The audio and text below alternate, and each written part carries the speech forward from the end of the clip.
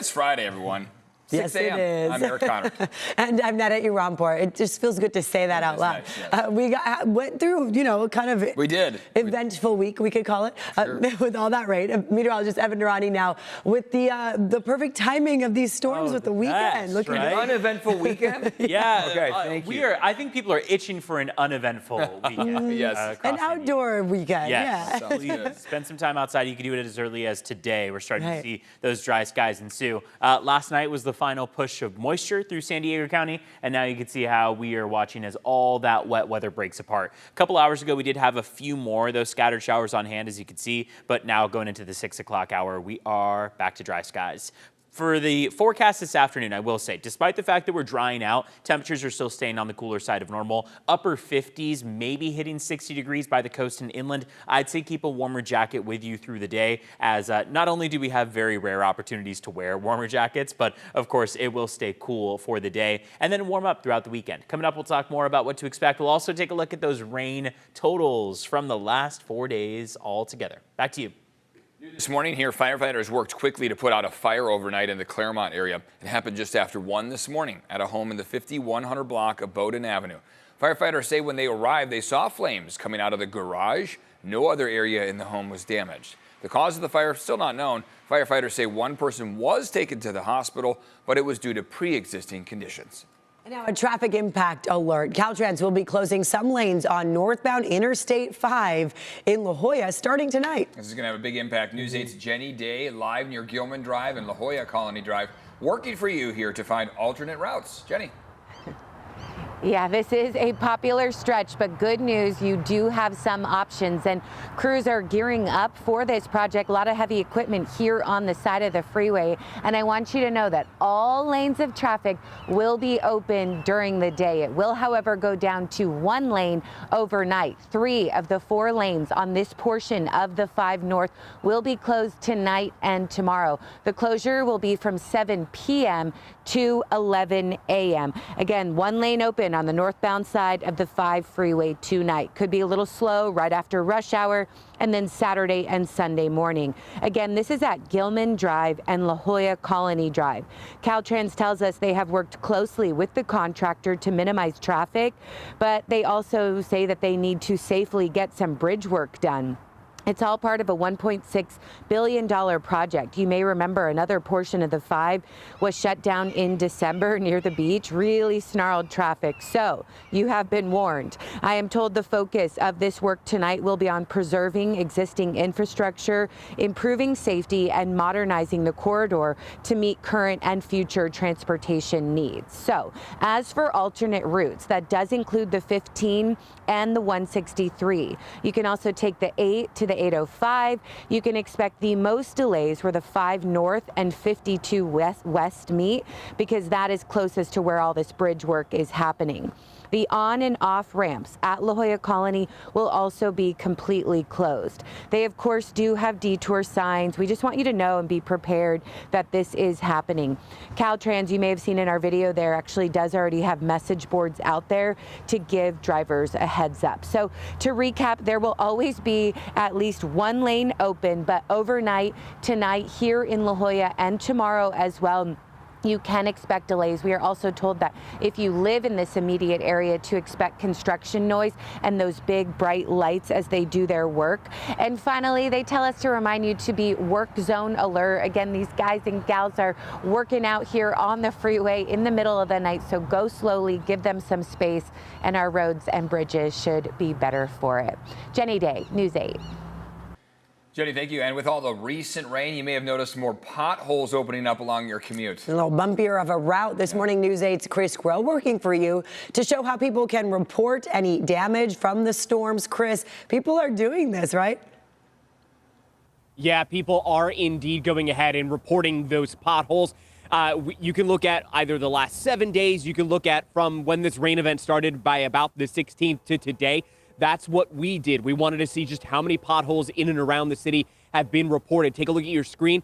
That's what we did on the city's Get It Done app, and it shows 230 potholes that have been reported throughout the city. But remember, that's what's been reported. We had so much rain in so little time. it's very likely that that number is only going to jump as more and more people begin to traverse on some of these roads, these side roads. Right here on Cardin and Engineer, we've already got a couple that number of people, as well as these buses and large trucks, have had to go over. And the sound, it's a very different sound that you don't often hear when you're doing these roadside reports. Now, if you want to go ahead and report some of the potholes in your area, the Get It Done app, very easy to use. You'll see it right there on your screen. Go ahead and download it onto your phone.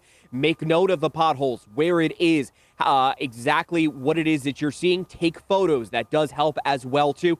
And you should get a case number after submitting. But here's the thing. Usually takes about 10 days to resolve a pothole normally. But after rain events, the city does say that it could take 20 or more days. So it is very likely that the city is going to be busy, especially here when they start to get some dry weather. Because something that they have pointed out is that when they have a rain event, then a couple of dry days, then another rain event in the forecast, it can be hard to schedule that work because you can't fill potholes in the rain. Reporting in Kearney Mesa, I'm Chris Groh, News 8. Chris, thank you very much for that. And now today, Senator Alex Padilla and county leaders are expected to tour the Otay Mesa ICE Detention Center amid claims of poor conditions. Supervisors Tara Lawson-Remer and Paloma Aguirre will be part of a public health inspection process this afternoon. They will also hold a press conference alongside Senator Padilla, who will attempt a congressional oversight visit. Detention center officials say the facility meets federal standards, is monitored by ICE, and regularly audited. They also say detainees have access to medical and mental health care. This morning, we are learning 5 sheriff's deputies and a Palomar College police officer shot and killed a man who they say refused to drop a gun in San Marcos. Authorities say deputies pulled over a car driven by a 21-year-old woman near Twin Oaks Valley Road and Borden Road Wednesday night. Investigators say a 33-year-old man who was a passenger refused to cooperate with deputies, rolled up his window, and grabbed a semi-automatic handgun. Investigators say at one point the man began to raise the weapon as deputies were positioned outside the car, prompting them to open fire. Authorities have not yet said if they recovered a weapon from that vehicle. More snow falling in our local mountains this morning. A winter weather advisory will be in effect here for a few more hours. Look at this. This is what it looked like in Mount Laguna. Wow, I almost thought it was Tahoe, but nope, that's here. About 3 inches of snow fell in our area. We spoke to a mother who decided to bring her 2 children up on a whim. No, I'm actually not prepared. I was thinking like, oh, I was ready for playing in the snow, but I wasn't ready for like consistent snow. We were gonna meet up with a friend this morning, and she told me that there's snow in Mount Laguna, and we're like 5 minutes. We're like, let's just go. How fun is that? Making memories with those kids out there on their sleds too. How cute. It's also windy and the roads are slick. So if you do plan to head up to the snow, you're going to want to be prepared. Take those warm clothes and have chains in your car for the tires just in case. Because, yeah, is it cold enough overnight, Evan, that the roads could ice over? It does. It seems like not only this morning could that happen, but also again tomorrow morning. Okay. So I would say in the early morning stretch, just be prepared for some frost or some ice on the roads, especially toward the local mountains. But even our inland valleys, the valley floors, could be seeing some frost toward sensitive vegetation. Maybe want to bring it closer to the house, cover it in the overnight stretch. We are starting to see some of that snow melt, or at least we will in the afternoon stretch. But here's a live look at the Laguna Mountain Lodge up at Mount Laguna. We are expected to see 60s and 70s across our local mountains as early as Sunday. And that means that it will be likely quick in the process that we'll see that snow melt. So just something to watch for throughout the weekend. If you want to get up there and enjoy it, I'd say today, tomorrow, maybe Sunday if you want to push it. But then as we go into Monday, Tuesday, we'll really start to see it melt off. 4-day rain and snow totals look like this. They've been impressive to us. Over 2 inches in Carlsbad, 2.5 inches in Santee. Alpine's picked up on over 3 inches. Lake Cuyamaca takes the cake, 7.3 inches of accumulating rain at Lake Cuyamaca. So some impressive numbers for the last 4 days. And now all that wet weather coming to an end. A winter weather advisory stays in effect until 9 a.m. That's over our local mountains. A few snow flurries possible following what we saw last night. Last night was the final remnants of the storm, that final push of moderate activity. We also still have a wind advisory that will stay in effect over our mountains and deserts until 9 a.m. So after 9, will be free of all watches, warnings, and advisories. Live look outside at sunrise. It's just about 15 minutes away, but we've got a lot of that light beaming on through clouds, billowing in the sky. Sunset not coming our way until 5:39. It should be a gorgeous day out there, but like I mentioned earlier, jacket's going to come in handy as it is still rather cold. We are now free of any wet weather through the weekend and into early next week. Our next opportunity for rain does not arrive until we get to Wednesday, Thursday of next week, and even then, I'd say that chance is pretty slim, only at about 18%. We'll watch to see how those numbers start to play out through the weekend and early next week, but they definitely will change. I'd say it seems doubtful we'll pick up on much, if anything at all. 5-day forecast here shows we warm inland all the way up to the upper 70s, may even hit the low 80s for Monday and Tuesday. So a quick warm up with a lot of sunshine throughout this weekend and 70s as well. Remember, you can get the latest weather updates and stream extended forecasts anytime on our free CBS 8 app. Let's jump into traffic. So far, it's been very quiet out on the roads. One of the few mornings where you're getting away with dry roads out there. Some spots might still be a little damp from the wet weather that we saw in the overnight stretch, the final push of moisture, but this is the southbound 5 just north of the 28th Street exit. Looks pretty good out there. Drive times are starting to slow down on the Coronado Bridge from downtown to Coronado, getting onto the island. This is a popular time of people getting onto base.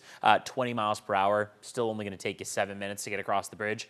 5 northbound is smooth, 805 northbound also smooth, so the South Bay traffic moving toward downtown has not picked up quite yet, likely will over the next hour or so. Looking at your border wait times, it's a 95-minute wait at the San Ysidro Port of Entry, going to take you over an hour and a half or so. Otay Mesa Port of Entry should get you across a little bit quicker in just about 1 hour.